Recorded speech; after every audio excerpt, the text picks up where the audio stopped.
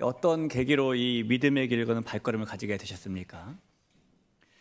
우리가 각자 저마다의 삶은 다 다르겠지만 생각해보면 그 출발점에는 언제나 같은 한 장면이 있을 겁니다.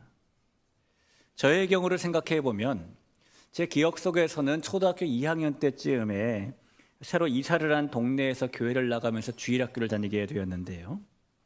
그리고 초등학교 시절을 보내다가 몇 년 뒤에 교회가 멀리 이사를 가면서 중학교 시절에는 교회 생활을 대충 했던 것 같아요. 그러다 고등학교로 들어가서 1학년이 되었는데 어느 날 우연히 그 당시에는 그다지 많이 친하지 않았던 같은 반 친구 한 명이 자기가 다니는 교회 함께 가지 않을래? 라고 묻길래 그래? 라고 대답을 했습니다.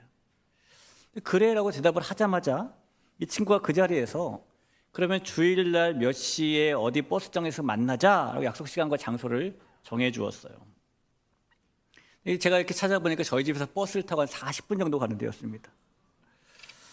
막상 이 주일이 되자 새로운 곳에 가는 것이 매우 낯설었던 저는, 여러분 제가 이렇게 보여도 대문자 아이의 사람이거든요. 그래서 그날 저는 친구와 만나기로 한 그 약속 장소에 나가지 않았습니다. 아마도 정류장에서 그 친구가 한참 저를 기다렸었겠죠. 그리고 다음 날 월요일이 되었는데 학교에 가자마자 친구 녀석이 저한테 너 어제 왜 약속 장소에 안 나왔냐고 물었어요. 당연한 걸 겁니다. 대답을 대충 얼버무렸죠. 그러자 그 친구가 그 자리에서 또 그러면 다음 주일 같은 시간 같은 장소에 만나자고 약속 시간을 또 잡았어요. 그리고 일주일이 지나서 주일이 되었습니다. 이 주일이 되자 저는 지난번에 약속을 지키지 않아서 친구를 바람맞힌 정적이 있었기 때문에 또 바람맞히기 너무 미안해가지고 결국 버스를 타고 친구와 만나기로 한 약속 장소에 나갔습니다. 나갔더니 버스 정류장에서 친구가 저를 기다리고 있더라고요. 그 친구와 함께 교회에 가게 되었습니다. 그때부터 꾸준히 저는 그 교회를 다니게 되었는데요.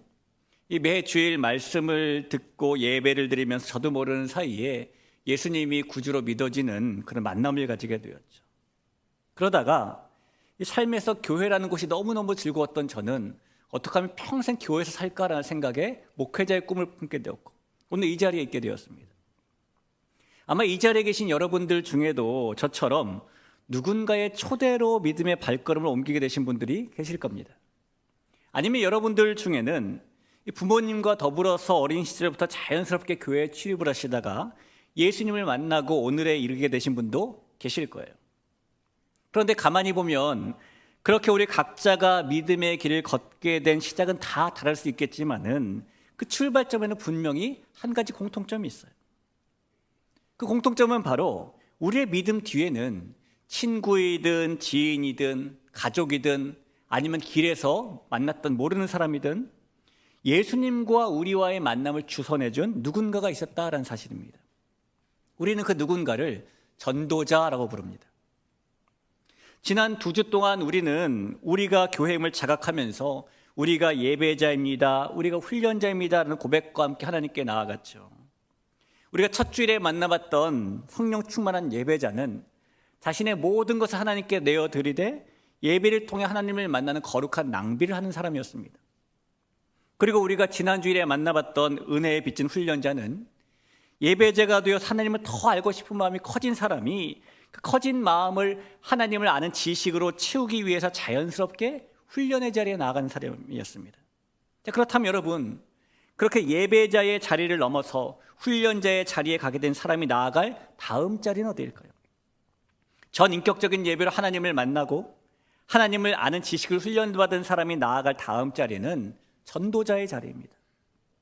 오늘은 우리가 교회입니다 40일 캠페인의 3주차로 우리가 함께 우리가 전도자입니다라는 고백을 하는 날입니다. 이 고백 앞에서 우리는 전도자는 과연 누구인가, 우리는 어떻게 전도자로 살아야 되는가라는 질문 앞에 서게 되는데요. 이 시간에 이 질문들에 대한 하나님의 답과 그에 대한 우리의 고백을 이 말씀을 통해 좀 살펴봤으면 좋겠습니다. 하나님께서 오늘 이 아침 오늘 우리의 고백을 시작으로 이번 한 주간과 우리에게 주어진 모든 삶의 시간이 우리로 하여금 전도자로 살게 하시는 은혜와 축복을 주시길 주님의 이름으로 간절히 축원합니다. 성도님들 혹시 연애해 본 적 있으십니까? 다 해본 적 있으시겠죠. 너무 오래전 기억이어가지고 흐릿할 수는 있겠지만은 그래도 여러분 그때의 기억을 한번 되살려 보시기 바라요. 연애를 하는 사람들의 관계는 몇 가지 단계를 거치면서 차츰차츰 더 깊어져 갑니다. 그 관계의 첫 번째는 만남이라는 단계에서 시작하는데요. 모든 관계가 만남으로부터 출발하는 것은 당연할 겁니다. 그리고 그 만남이 계속되다 보면 그 관계는 상대방에 대해서 더 알고 싶은 마음이 생기는 다음 단계로 넘어가요. 이 사람이 무엇을 좋아하는지, 좋아할 때는 어떤 얼굴 표정을 짓는지, 힘들 때는 어떤 말을 필요로 하는지, 그런 것들이 자연스럽게 알고 싶어지게 되는 겁니다. 그렇게 상대방을 더 알아가다 보면 이번에는 그 다음 단계로 또 넘어가게 되는데, 그 다음은 그 사람의 마음을 이해하고 공감하게 되는 단계죠. 상대방이 어떤 마음에서 이 말을 하는 것인지, 어떤 마음에서 그 행동을 하는 것인지를 함께 느끼게 되는 것입니다. 그러면서 이렇게 만남과 알아감과 공감이라는 단계를 거치면서 서로의 관계가 더욱더 깊어져 가고 성숙해지는 겁니다. 그런데 여러분, 우리가 하나님과 맺고 있는 관계도 똑같이 그와 같은 단계를 거치면서 더 성숙해집니다. 먼저 우리와 하나님과의 관계는 예배라는 만남을 통해 시작이 되죠. 그리고 우리가 예배자로서 하나님과의 만남을 계속하다 보면 그 다음에는 점점 하나님을 더 알고 싶은 단계로 넘어가요. 하나님께서 원하시는 것은 무엇인지, 하나님의 뜻하시는 것이 무엇인지, 이 말씀과 기도를 통해서 하나님의 생각으로 우리의 생각을 교정하는 단계로 나가게 되는 것이죠. 그렇게 하나님을 알아가는 단계를 훈련자의 단계라고 부르는 겁니다. 또한 그렇게 하나님을 더 알아가다 보면 우리는 하나님의 심정을 이해하게 되는 공감의 단계로 또 넘어가게 되는데요. 아, 하나님의 심정이 그런 것이구나, 하나님께는 그런 마음이 있구나 라고 공감을 하게 되는 것인데, 그렇게 하나님의 심정을 이해하고 공감하는 단계를 전도자의 단계라고 부릅니다. 이렇게 우리는 예배자의 단계, 훈련자의 단계, 그리고 전도자의 단계를 거치면서 하나님과의 더 깊은 관계 속으로 들어가게 되는 것입니다. 성도 여러분, 우리가 이렇게 예배자로서, 훈련자로서 이번에는 하나님의 심정을 이해하는 전도자의 단계로 나아가야 되는 것인데, 그렇다면 전도자로서 우리는 하나님의 어떤 심정을 이해하고 어떤 마음에 공감하며 살아야 되는 것일까요? 우선 우리가 공감해야 될 그 주님의 심정은 이 땅을 사는 사람들을 불쌍히 여기는 심정입니다. 오늘 본문을 보면은 자신을 비우고 사람의 몸으로 이 땅에 오신 예수님께서 가지셨던 심정이 그 사람들을 보시고 불쌍히 여기시는 심정이었기 때문이에요. 36절입니다. 무리를 보시고 불쌍히 여기시니 이는 그들이 목자 없는 양과 같이 고생하며 기진함이라 라고 말씀하죠. 이 말씀에서 불쌍히 여긴다라는 말은 성경 언어로 보면은 스플랑크 니조마이라고 합니다. 치근히 여긴다, 동정심을 갖고 본다, 이런 뜻입니다. 이 말이 예수님의 행적을 다루고 있는 사복음서에 무려 12번이나 나오는데요. 이 12번의 용례를 보면 예수님께서는 무리를 불쌍히 여기셨고, 맹인들을 불쌍히 여기셨고, 나병 환자도 불쌍히 여기셨고, 과부도 불쌍히 여기셨어요. 특별히 비유의 말씀 속에서 예수님께서는 빚을 진 종을 불쌍히 여기셨고, 강도 만난 사람도 불쌍히 여기셨고, 탕자로 살다 돌아온 아들도 불쌍히 여기셨습니다. 이런 내용들을 볼 때에 우리가 알 수 있는 것은 예수님께서는 세상의 사람들을 불쌍히 여기시는 심정을 가지고 계시다라는 것입니다. 그리고 도대체 예수님께서 왜 이 사람들을 불쌍히 여기시는 걸까요? 여러분, 세상에서 가장 불쌍한 사람이 누군지 아십니까? 요즘엔 이런 사람이 불쌍한 사람이래요. 와이파이 신호는 꽉 차 있는데 인터넷이 안 터지는 사람, 리모컨은 들고 TV 앞에 앉았는데 그 안에 건전지가 없는 사람, 통장 안에 1,000억을 두고 있는데 매일 라면만 먹고 사는 사람. 예수님께서는 어떤 사람을 가장 불쌍하게 여기셨을까요? 다시 한번 36절을 보면 무리를 보시고 불쌍히 여기시니 이는 그들이 목자 없는 양과 같이 고생하며 기진함이라. 여기서 고생한다는 말은요, 동물의 가죽을 찢어서 벗길 정도로 힘들다라는 의미를 뜻하는 말이고요, 기진하다라는 말은 고된 노동으로 인해서 녹초가 된 상태를 뜻하는 말입니다. 사람들이 그런 상태에 빠진 것은 조금 전에 읽은 말씀이 하면은 영적으로 이끌 목자가 없기 때문이래요. 그래서 예수님께서는 사람들을 불쌍히 여기셨다라는 것이죠. 여러분, 양에게 목자가 없다는 것은 단순히 외로운 상태를 뜻하는 것이 아닙니다. 양에게 목자가 없다는 것은 어디로 갈지도 모르고 어디서 꼴을 얻어야 될지도 모르는 생존의 길을 잃어버린 것과 똑같아요. 결국 예수님께서는 스스로 어떻게 해볼 수 없을 정도로 완전히 무력한 상태에 빠져있던 사람들, 다시 말하면 영적으로 마치 파산한 것 같은 상태에 놓였던 사람들을 불쌍히 여기신 것입니다. 여러분, 세상은요, 가진 것이 별로 없는 사람, 중병이 든 사람, 버림받은 사람, 외로운 사람, 출세하지 못한 사람 등등을 불쌍한 사람으로 여기죠. 그러나 예수님께서는 영적으로 무력한 사람, 영적으로 파산한 상태에 있는 사람, 그래서 죄가 죄인 줄도 모르고 은혜가 은혜인 줄도 모르는 사람을 불쌍히 여기시는 겁니다. 오늘날 수많은 사람들은 세상의 성공에 기진하면서 SNS에 좋아요에 목마르고 겉으로는 화려하게 보이지만은 마음의 갈급함을 채우지 못해서 이리저리 방황하며 살아갑니다. 그러나 예수님께서는 그 화려한 겉모습 너머에 있는 길 잃은 그들의 영혼의 고통을 불쌍히 보고 계세요. 그리고 세상의 사람들이 그런 상태에 빠져 있는 것을 불쌍히 여기신 예수님의 그 심정에 공감하는 사람이 바로 전도자라는 것입니다. 성도 여러분, 예배자이며 훈련자인 우리가 이해하고 공감해야 될 주님의 심정은 영적 파산 상태에 있는 사람들을 불쌍히 여기는 긍휼히 여기는 마음이라는 것을 기억하시길 주님의 이름으로 부탁을 드립니다. 예수님께서는 이 긍휼의 심정을 공생애를 시작하실 때부터 품고 계셨어요. 공생애를 시작하실 때 예수님께서는 나사렛의 한 회당에 들어가셔서 성경 말씀 한 구절을 읽으셨는데 이런 구절입니다. 누가복음 4장 14절에 18절에 나와 있어요. 주의 성령이 내게 임하셨으니 이는 가난한 자에게 복음을 전하게 하시려고 내게 기름을 부으시고 나를 보내사 포로된 자에게 자유를, 눈먼 자에게 다시 보게 함을 전파하며 눌린 자를 자유롭게 하고. 그러니까 예수님께서 이사야서의 말씀을 읽으시면서 이 땅에 오신 이유를 직접 말씀해 주신 것인데, 예수님의 말씀에 의하면 주님께서 이 땅에 오신 이유는 사람들에게 복음을 전하고 자유를 전파해주고 그래서 그들을 자유롭게 하기 위함이래요. 그런데 여러분, 예수님의 이 선언을 자세히 들여다보면 우리는 이 말씀 속에 세상의 모든 사람들은 자유가 필요한 존재이다 라는 사실이 내포되어 있다는 것을 알게 되죠. 이게 내포되어 있으니까 내가 자유를 준다, 선포한다고 주님 말씀하신 거 아니겠습니까? 그리고 그 사람들에게 자유가 필요한 이유는 한 명도 예외 없는 모든 사람들이 이 땅에서 죄의 종으로 살고 있기 때문입니다.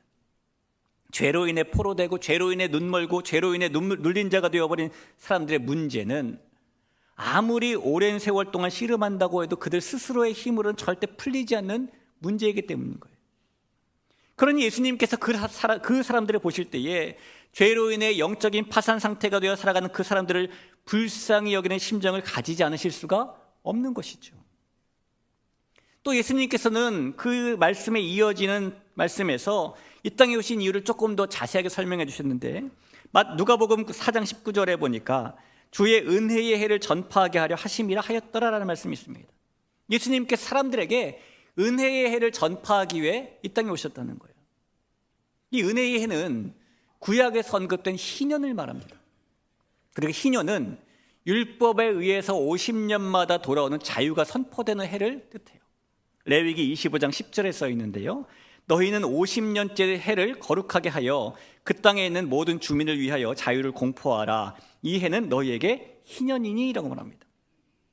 하나님께서 제정해 주신 희년이 되면은 몇 가지 실제적인 자유가 선포되는데, 우선 누구든지 종이 되었던 사람은 조건과 상황에 상관없이 이 희년이 되면 자유인으로 돌아오게 되고요, 빌려주었던 혹은 매매했던 땅도 희년이 되면 조건과 상황에 상관없이 원래 주인에게 돌아오게 됩니다. 이때가 되면 대제사장이 나팔을 불게 되는데, 나팔 소리가 나면은 종이었던 사람은 그저 자유인이 되는 것이고 땅도 원래 주인에게 돌아오게 된다는 거예요. 그러나 여러분, 하나님께서는 50년마다 이런 자유를 선포하는 희년을 지키라는 율법을 주셨지만 실제로 이스라엘 역사 속에서는 이 희년의 율법이 지켜진 적이 단 한 번도 없습니다. 이스라엘 백성들이 하나님의 은혜로 출애굽을 하고 가나안에 들어가서 땅을 가지고 살게 되면서 내 것에 대한 욕심이 커졌기 때문이에요. 희년이 되어도 자기가 가지고 있는 것, 나에게 종이 된 사람, 내가 더 가지게 된 땅, 이것을 돌려주지 않고 싶다라는 악한 욕심에 빠져서 희년을 지키지 않았기 때문이죠. 그렇기 때문에 예수님께서 이 주의 은혜의 해를 누리지 못한 채 살고 있는 사람들을 보실 때에 불쌍히 여기시는 심정을 가지지 않으실 수가 없었던 것입니다. 사랑하는 성도 여러분, 성령 충만한 예배자, 은혜에 빚진 훈련자인 우리가 이해하고 공감해야 될 주님의 심정은 바로 그렇게 죄로 인해 영혼의 참된 자유를 모르는 사람들을 불쌍히 여기는 마음인 거예요. 그리고 그 예수님의 심정에 공감하는 사람들이 전도자인 것입니다. 여러분, 전도자는 특별히 말을 잘하는 사람이 아니라 먼저 사람을 보는 시선을 예수님처럼 바꾼 사람입니다. 사람들을 보면서 저 사람 도대체 왜 저렇게 살까라고 판단하는 사람이 아니라 예수님처럼 저 사람 죄에 묶여 있어 얼마나 힘들까라고 마음 아파하는 사람이 전도자인 것이죠. 어떤 기술을 가지고 있는 사람이 아니라 예수님의 심정을 가진 사람이 전도자인 것이고, 방법을 고민하는 사람이 아니라 자신의 시선을 고민하는 사람이 전도자인 것입니다. 이 성도 여러분, 오늘 저와 여러분은 예수님처럼 이 죄에 억눌려 살아가는 사람들을 불쌍히 여기는 심정을 가지고 있을까요? 어쩌면 우리는 사람들을 볼 때에 비교하고 판단하고 정죄하는 마음을 먼저 가지고 있을 때도 있어요. 그러나 성도 여러분, 우리는 십자가를 통해 주님의 심정을 받은 사람들입니다. 그리고 우리가 그런 사람들이라면 우리는 주님의 심정을 이해하고 공감하게 되어 있어요. 우리가 그런 사람들이라면 예수님 없이 이 땅을 살아가는 사람들의 영적 파산 상태에 대해 예외 없이 불쌍히 여기는 마음이 생기게 되어 있는 것입니다. 그리고 예수님의 그런 마음이 우리에게 심겨질 때 우리는 굳이 전도자가 되려고 애쓰지 않아도 자연스럽게 주님의 심정을 품는 전도자가 됩니다. 예수님의 마음에 공감할 때 우리는 주님, 저 사람을 변화시켜 주세요라고 기도하기 전에 먼저 주님, 저 사람을 바라보는 저의 시선을 바꿔주세요라고 기도하는 전도자가 됩니다. 사랑하는 성도 여러분, 우리 모두가 이 죄에 억눌려 살아가는 사람들을 불쌍히 여기셨던 그 예수님의 심정에 공감하며 살아가는 전도자가 될 수 있기를 주의 이름으로 축원합니다. 자, 그런데 여러분, 이렇게 이 사람들을 불쌍히 여기시는 예수님의 심정은 딱 거기에서만 멈추지 않아요. 우리는 성경에서 이 마음에서 이어진 중요한 예수님의 심정을 또 하나 엿보게 되는데, 그 예수님의 기묘한 심정은 죄를 향해 품으시는 의로운 분노의 심정입니다. 예루살렘 동쪽에는 갈릴리 지역에 사는 사람들이 예루살렘에 오려면 반드시 지나야만 되는 베다니라는 작은 마을이 있었습니다. 이 베다니는 예수님께서도 자주 방문하셨던 곳이었는데, 특히 이곳에는 예수님께서 각별히 사랑하셨던 마르다와 마리아와 그들의 남동생인 나사로가 살고 있었기 때문에 예수님께 베단이라는 곳은 이 마음을 쉬어가는 장소이기도 했어요. 그런데 어느 날 그곳에 살던 나사로가 병이 들어 죽게 되었죠. 그리고 예수님께서는 나사로가 죽은 지 나흘째 되는 날에 그곳으로 오시게 되었는데, 그때 이 일어난 상황을 보시고 품으신 예수님의 심정을 성경은 비통함이라고 말해요. 요한복음 11장 33절입니다. 예수께서 그가 우는 것과 또 함께 온 유대인들이 우는 것을 보시고 심령에 비통히 여기시고 불쌍히 여기사라고 말하죠. 여기서 심령이 비통히 여겼다라는 말이 성경원어로 엠브리마오마이예요. 이 말이요, 마음이 슬펐다는 뜻이 아니라 정확하게 말하면 화가 났다는 뜻입니다. 조금 더 심하게 말하면 분노했다는 뜻이에요. 심령이 비통히 여기셨다라는 말은 예수님께서 지금 화가 나셨다는 거예요. 여러분, 예수님께서 이 우는 사람들 마리아와 유대인들의 울음을 보시고 분노하셨다, 화가 나셨다라는 것을 얼핏 보면 참 이상해 보이죠. 예수님께서 왜 분노하신 겁니까? 마리아가 예수님 조금만 일찍 오시지 그러셨어요? 라고 말하니까 화가 나셨을까요? 아니면 사람들이 진심으로 울지 않고 가식적으로 우는 것 같으니까 화가 나셨을까요? 아니에요. 예수님이 분노하신 이유를 정확하게 말씀드리면, 지금 예수님께서는 죽음이라는 것이 사람들에게 애통과 고통을 주고 있는 것을 보셨기 때문에 분노하신 겁니다. 조금 더 정확하게 말씀드리면 로마서 6장 23절에 보면 죄의 삭은 사망이라고 되어 있잖아요. 사람들에게 애통과 슬픔을 주는 죽음이라는 것이 죄의 결과라는 것입니다. 예수님께서는 지금 그 이 마리아와 유대인들을 이 슬픔과 애통이라는 고통을 겪게 하는 그 죽음의 원인이 죄이기 때문에 사람들을 무겁게 짓누르고 고통스럽게 하는 그 죄에 대해서 화를 내시고 분노하신 거예요. 사람에게 분노하신 것이 아니라 죄에 대해 분노하신 것이라고요. 그래서 이 예수님의 분노를 우리는 의로운 분노, 거룩한 분노, 의분이라고 부릅니다. 여러분, 예수님은 언제나 사람을 향해서 분노하시기보다는 사람들을 올가매고 있는 죄에 대해 분노하셨습니다. 우리는 그 예수님께서 죄를 향해 품으신 그 의분의 심정에 공감할 줄 알아야 해요. 우린 예수님처럼 이 세상에 죄가 가득해 있는 것에 의분을 품어야 되는 것이고, 우리는 이 세상에 하나님을 믿는 거룩한 백성이 이렇게 많음에도 불구하고 이 세상이 더 거룩해지지 않는 것에 의분을 품어야 되는 것이고, 세상 사람들이 예수님을 몰라서 죄로 인한 사망의 길을 가고 있는 것을 보면서 의분을 품어야 하는 것입니다.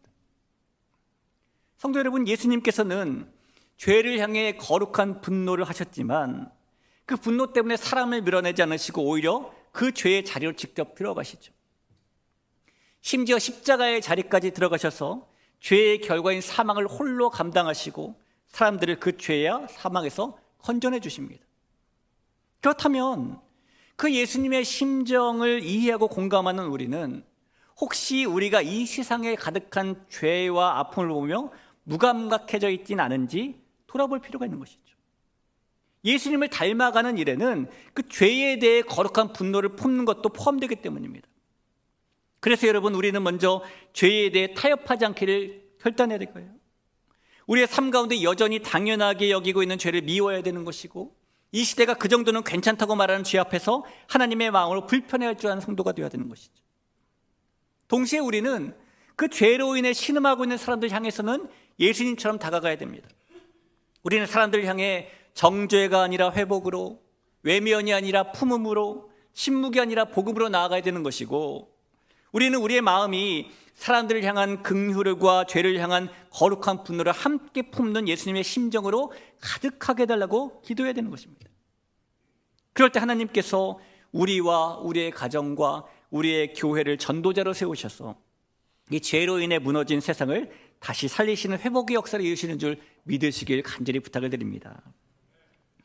여러분, 성경이 우리에게 주는 진리 중에 하나는 우리가 예수님의 심정을 품게 되면, 알게 되면, 이해하게 되면, 공감하게 되면 우리는 십자가와 점점 더 가까워진다는 거예요. 그리고 예수님의 십자가와 점점 더 가까워지면 우리는 영적으로 더 강건해진다는 겁니다. 이 십자가와 우리의 신앙은 정비례하는 것이어서요, 우리가 십자가에 가까워질수록 신앙은 더 깊어지게 되고, 반대로 우리가 십자가에서 멀어질수록 우리의 신앙은 흔들리게 됩니다. 여러분, 예수님께서 왜 십자가 위에서 우리를 위해 그 살이 찢기시고 피를 흘려주셨습니까? 도대체 우리가 뭐길래 우리를 위해 하나님의 아들이신 예수님께서 이 땅에 오셔서 하늘 보좌를 버리시고 십자가 위에서 하나님의 심판을 대신 받으셨습니까? 신앙생활의 연약함은 모두 이런 십자가의 의미를 멀리할 때 찾아오는 거예요. 그래서 십자가의 신비를 깨달은 사람은 아무렇게나 살 수 없게 되는 것이죠. 그런 사람은 하나님을 날마다 만나는 예배자의 자리에 나가게 되는 것이고, 하나님을 알아가는 훈련자의 자리로 나가게 되는 것이고, 그리고 주님의 심정을 이해하고 공감하는 전도자의 자리로 나가게 되는 것입니다. 오늘 본문에도 보면 무리가 목재 없는 양과 같이 고생하고 기진하는 것을 보신 예수님께서, 그것을 불쌍히 보신 예수님께서 이어서 추수할 일꾼에 대해 말씀하세요. 37, 38절을 볼까요? 이에 제자들에게 이르시되 추수할 것은 많되 일꾼을 적으니 그러므로 추수하는 주인에게 청하여 추수할 일꾼들을 보내주소서 하라 하시니라. 여러분, 예수님이 이 땅에 계실 때 이 이스라엘 땅에는 이미 제사장, 서기관, 율법교사 같은 목자 역할을 할 사람들이 수도 없이 많았습니다. 하지만 정작 그들은 사람들의 고생함을 불쌍히 여기지도 않았고요, 죄에 대해 의로운 분노를 품지도 않았어요. 그들은 양을 살리는 데 관심이 없었고 자신들의 자리와 체면을 지키는 데 몰두했고 율법을 가르쳤지만 생명은 돌보지 않았어요. 그래서 예수님께서는 지금 그 주님의 심정에 공감하고 사람들을 죄로 인한 고생에서 건져낼 추수할 일꾼, 전도자를 보내달라고 기도하라고 말씀하시는 겁니다. 성도 여러분, 1982년에 일본의 NHK 방송국에서 일본인들을 대상으로요, 만약 당신이 지금 종교를 가진다면 어떤 종교를 가지겠습니까? 라는 여론조사를 한 적이 있습니다. 그때 그 질문의 응답자의 36%가 기독교를 종교로 갖고 싶다고 대답을 해요. 근데 그로부터 40년이 지난 지금을 보면 일본의 기독교인은 전체 인구의 1%가 채 되지 않습니다. 36%가 어디 간 것일까요?